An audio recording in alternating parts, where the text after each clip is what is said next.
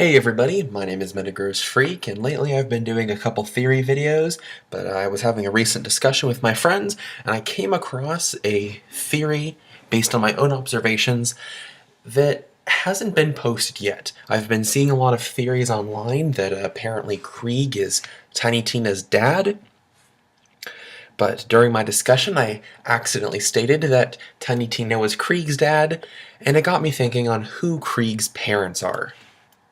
I know it seems a little weird, and you're probably thinking, Meta, you're crazy. I agree. I am a little crazy, and a good number of my theories are a little out there, but hear me out. I think I'm onto something here. See, in the Mad Moxie and the Wedding Day Massacre, when you're making the love potion, Moxie asks the Vault Hunter, regardless of who you're playing, if you have a Mr. or Mrs. Vault Hunter in your life. Krieg's response is, "The tiny one, the sad-faced mother in the blue tattoo, forever and ever." That's my Krieg voice. Yeah. We can pretty much agree that the tiny one is probably Tiny Tina, the blue tattoo is probably Maya, but who is the sad-faced mother? Is the important question here. There's two different options. One could possibly be that the sad-faced mother is test subject 525, which we see is actually Tiny Tina's mother. This kind of ties in with the Krieg being Tina's mother theory, in that if Tina's mother was someone Krieg loved, and she was sad because, her husband was probably already being tortured, and all she could do was save her daughter, that would explain why she is the sad-faced mother. The other one, in my opinion, the better choice, is Dr. Samuels, who is the slag researcher who was doing the slag experimentation, possibly on Krieg. We know she worked for Hyperion, and we know she worked with slag experimentation. So, what's my proof? Well, before we move on, I wanted to quickly address Tina. It makes a lot of sense that Krieg would have a good relationship with Tina. After all, they're both related to psychos. Tina wears a psycho mask and kind of is a little psychotic. Not only that, she has a personal vendetta against Fleshstick, the psycho who basically lives less than a 5-minute walk away from her home. Slag experimentation ruined both the lives of Tina and Krieg. With Tina, it took away her parents. By Krieg, it ruined his life forever. And it's also seen that they could possibly be friends. Tina, of course, did ask Krieg's help if you played Krieg in her Tea Party scenario. She also invited him to the Bunkers and Badasses game, and she was willing to help him out in the Campaign of Carnage. Not only that, but they are both big fans of explosives. Tiny Tina, of course, is one of the most gifted explosives experts on Pandora, and Krieg has several skills that basically make him an explosion machine.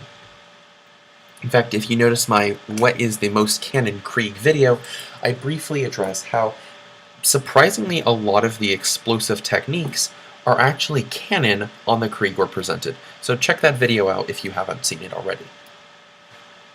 So in case you need more proof that Krieg is tied not only with Tina, but Dr. Samuels, you can look at the Doctor's Order transcript. Now, I know probably a good number of you guys haven't finished the mission because you're farming midget loaders and loot midgets, and obtaining the rest of these echoes finishes the mission, preventing you from, of course, looting your pearlescents and legendaries. But if you do finish the mission, and I recommend you do because it actually is an interesting story, we find out that not only Tiny Tina's parents were being subjected to experimentation given to Hyperion by Fleshstick, but the scientist operating with them, Dr. Samuels, was working for Hyperion, and she is actually working against her will. When Dr. Samuels tries to stop the tests, Handsome Jack threatens her in person to kill off or force the experimentation of Dr. Samuels' wife.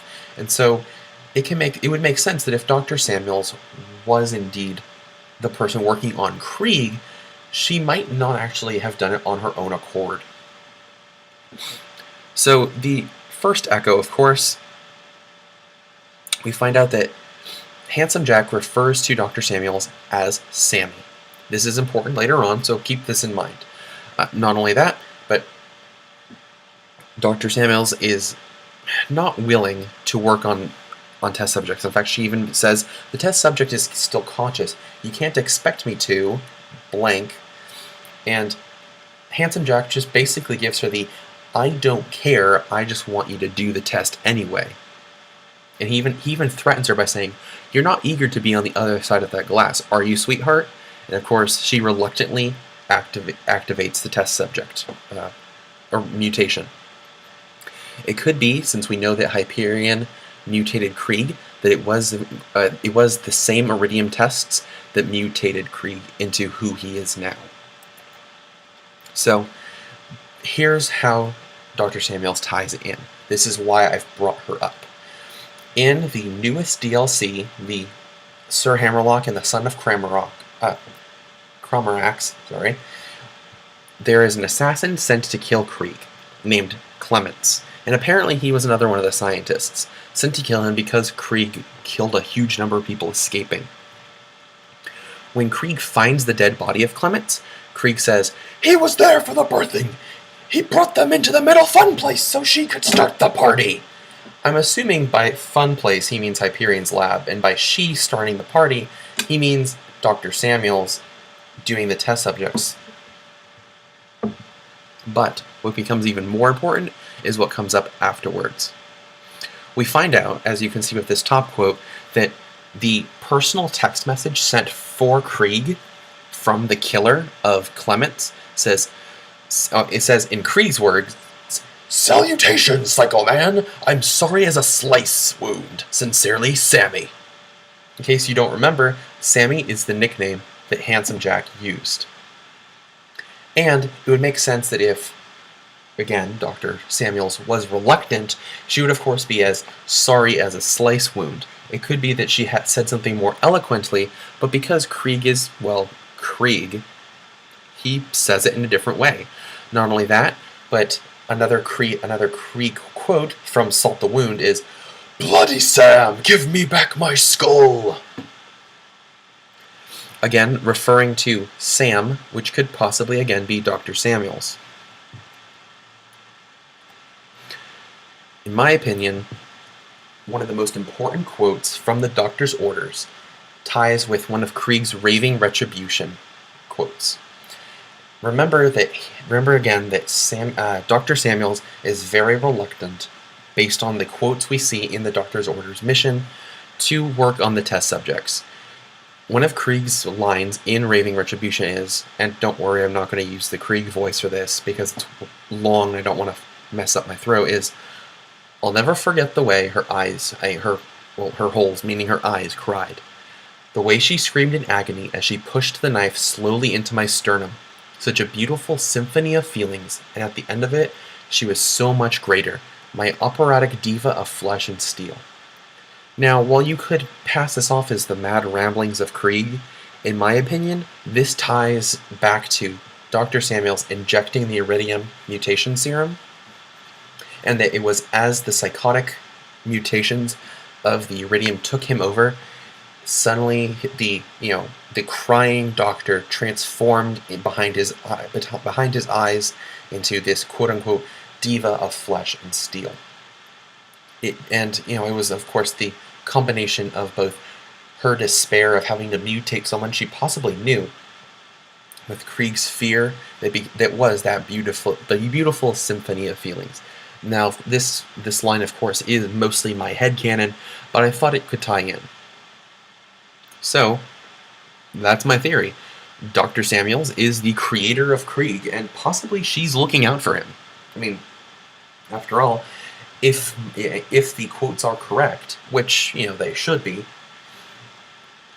Dr. Samuels not only created Krieg, but she probably feels remorseful enough that she was able and willing to help him out of this scrape at the end of the Sir Hammerlock and Son of Cromerax. So, thank you for watching. My name is Metagross Freak, and if you enjoyed this video, please leave a like, or please subscribe, or leave a comment below. I'd love to hear what you have to say. Have a wonderful day, and once again, thank you for watching. Bye.